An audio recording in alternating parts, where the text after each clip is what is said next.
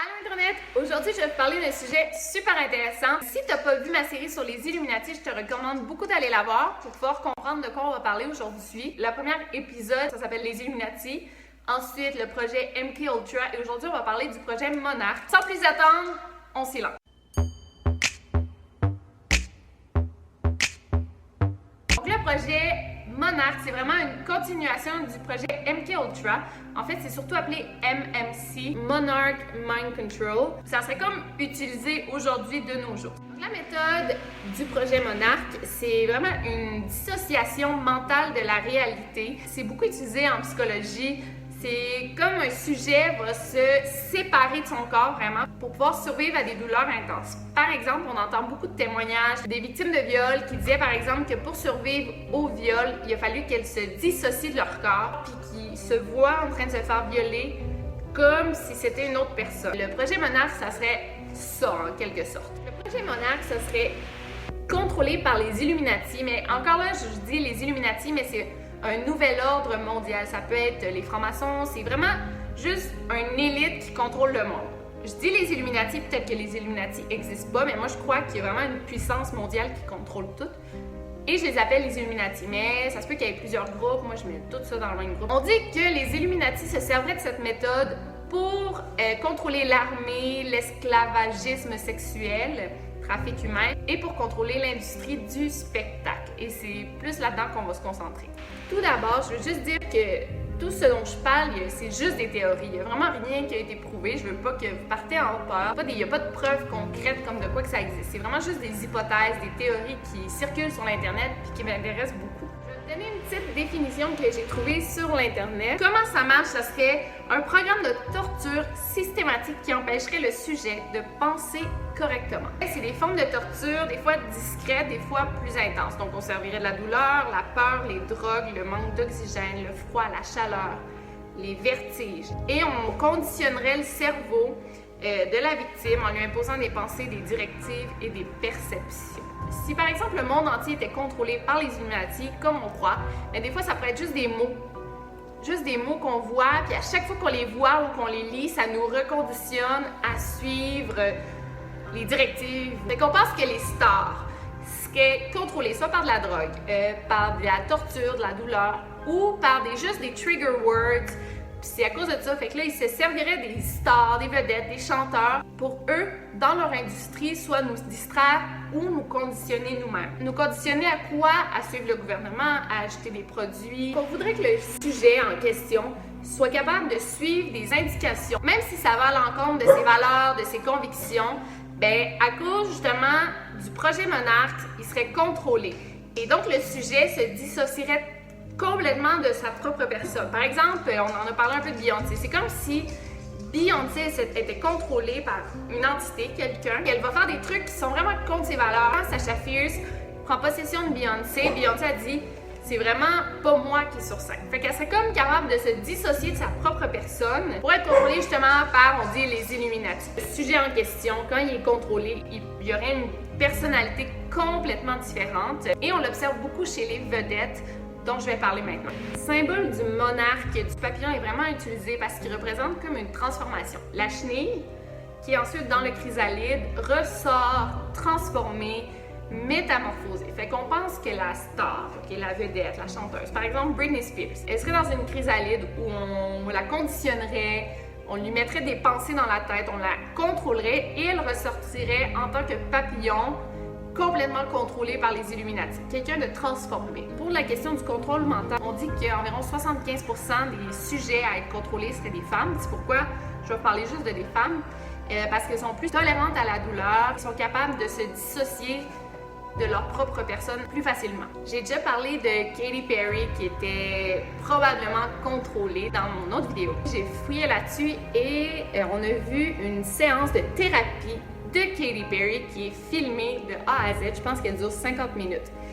Et dans cette séance, Katy Perry, elle a dit elle-même, j'ai un alter ego. Quand je suis fatiguée d'être Katy Perry, je vais être Katherine Hudson, que je crois que c'est son vrai nom en fait. L'alter ego, ça serait vraiment Katy Perry qui fait toutes sortes de choses folles sur scène. Et elle dit qu'elle est tellement tannée d'être contrôlée en tant que Katy Perry, elle s'ennuie d'être Katherine Hudson. It's hard, like I say, get on tour.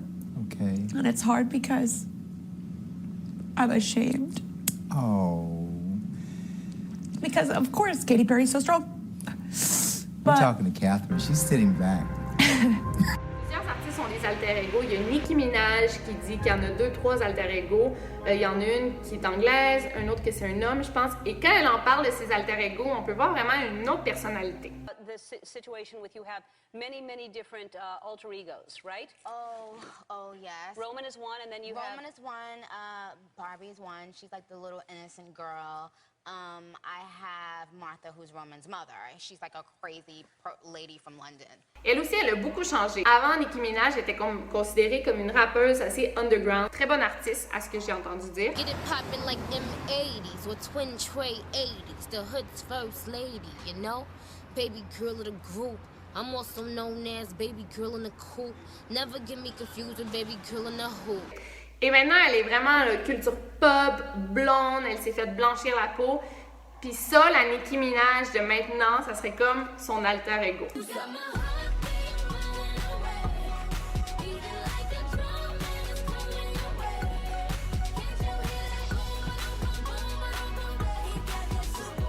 Ceux qui se demandent, ben là, pourquoi on utiliserait le projet Monarch encore aujourd'hui, pourquoi on voudrait contrôler les stars. Il y en a beaucoup qui disent qu'on se sert des vedettes, des médias, de l'industrie du spectacle pour que le public général oublie les événements importants dans le monde qui se passent, comme pour les distraire, si on veut. Par exemple, en 2013, quand Miley Cyrus est comme ressortie avec une nouvelle personnalité, qu'elle twerkait, elle sortait la langue, les deux chignons, c'était vraiment une nouvelle Miley Cyrus et tout le monde en parlait.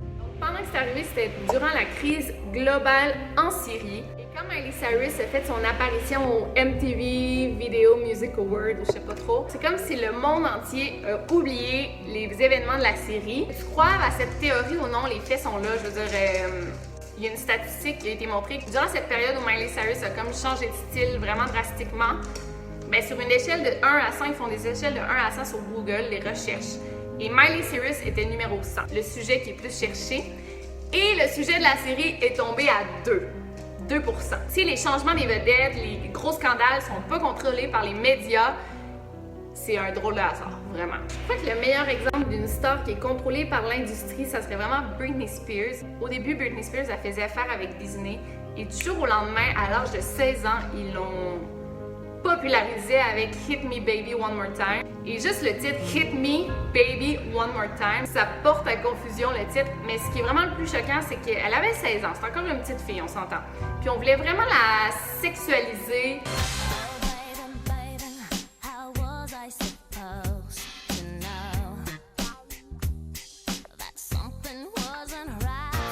On la voit en photo avec des toutous, elle rentre dans une chambre remplie de toutous comme une enfant, mais elle est en brassière dans la chambre. Fait que c'est ça qui est vraiment bizarre.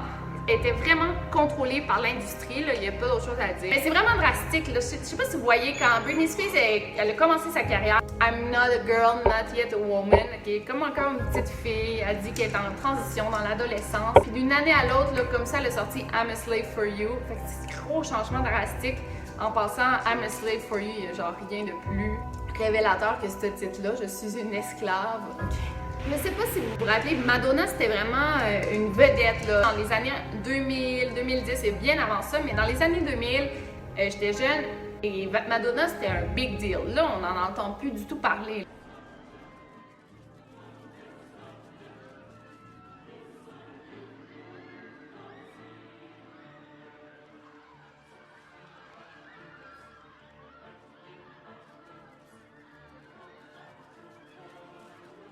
On dit que Britney Spears, elle aurait carrément pris la place de Madonna dans le monde de l'industrie de la musique, comme la nouvelle bombe blonde sexuelle. Je sais pas si vous vous rappelez le moment où Madonna a le Frenché Britney Spears sur scène. Il y en a qui ont vu ça comme vraiment symbolique, comme si Madonna passait le flambeau à Britney Spears. Elle lui donnait sa place dans le monde de la musique comme la nouvelle star, le nouveau chouchou du public. Si tu compares les deux, là, je sais pas si vous voyez une ressemblance entre Madonna et Britney Spears. Là, comme j'ai dit, ils sont hautement sexualisés les deux.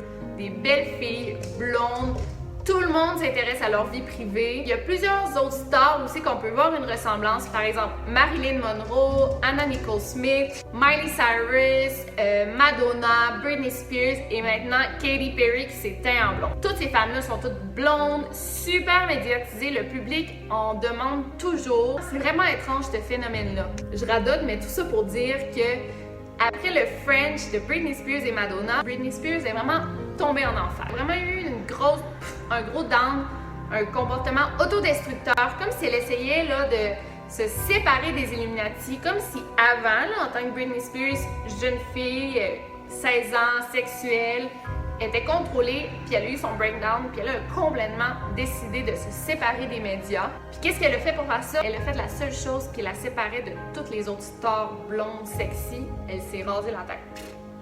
Et elle a dit mot pour mot qu'elle s'est rasée la tête parce qu'elle était plus capable d'avoir des trucs de plugger dans sa tête. Elle voulait plus qu'on la touche, qu'on la contrôle.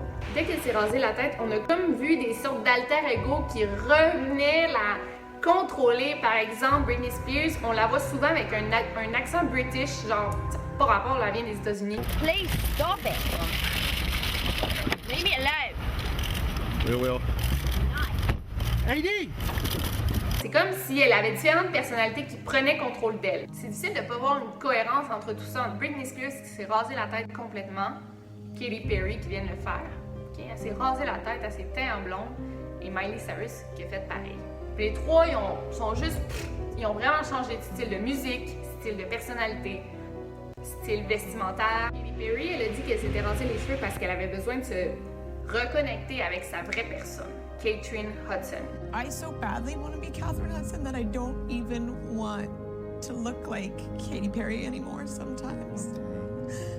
And like that is a little bit of why I cut my hair, is because I really want to be my authentic self.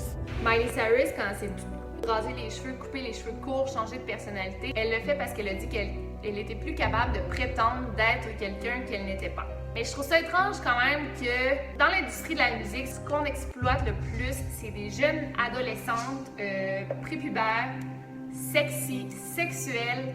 Toutes ces stars-là, ils ont comme un moment de breakdown d'un jour à l'autre. Puis ils changent de personnalité, ils changent de style. Fait que je pense que ça serait ça. C'est comme les Illuminati, on les met sur la scène, on veut distraire le public de quelque chose d'important qui se passe. Et ces stars-là sont contrôlées. Et du jour au lendemain, ils sont plus capables.